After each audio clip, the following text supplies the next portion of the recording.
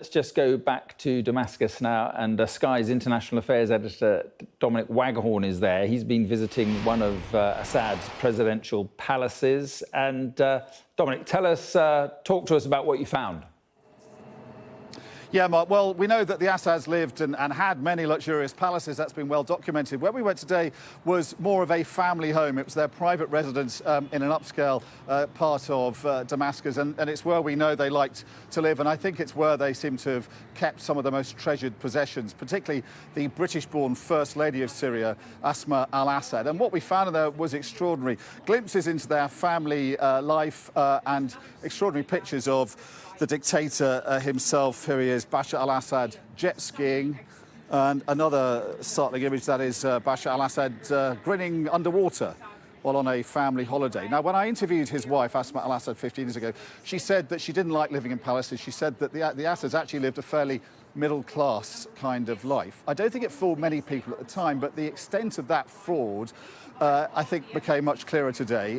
Her personal storage room we went through, and the floor was literally covered in a sea of boxes of jewellery, designer goods, fashion items, and while her husband was orchestrating the murder of hundreds of thousands of his people, their torture and imprisonment in places like Sednaya prison, she was indulging a life of extraordinary luxury. And what we also found, and it's clear that they didn't escape in time to destroy much of the evidence of that extraordinary life they led, were a lot of bank statements. Now, obviously, we'll go through them and they will need to be investigated more thoroughly, but these statements here show family members had $500,000 in one account in Beirut, $2 million worth of investments, and another $3 million elsewhere.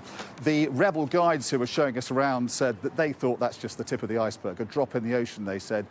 They believe the Assads have billions of dollars of ill-gotten gains salted away around the world, and they say that's got to be brought back here to help rebuild the country, because it's not the Assads by right. They then led us below the house, so the secrets that this house revealed to us weren't just in the floors above ground. They led us into a tunnel in the basement, and it went on and on and on, stretching deep into the ground beneath Damascus. There were kitchens, there were rooms, bedrooms, reception rooms, and also an air filtration system behind bomb-proof doors. So clearly a man who had no compunction at using chemical weapons to poison his own people a number of times was also being prepared for the possibility of something like that happening to him. So an extraordinary glimpse into the luxurious lifestyle, but also I think the paranoia of the ruling family of Syria, who have now fled to Moscow, but whose people want to see him chased, brought back to justice, along with the money, the millions of dollars that his people believe he and his wife have stolen.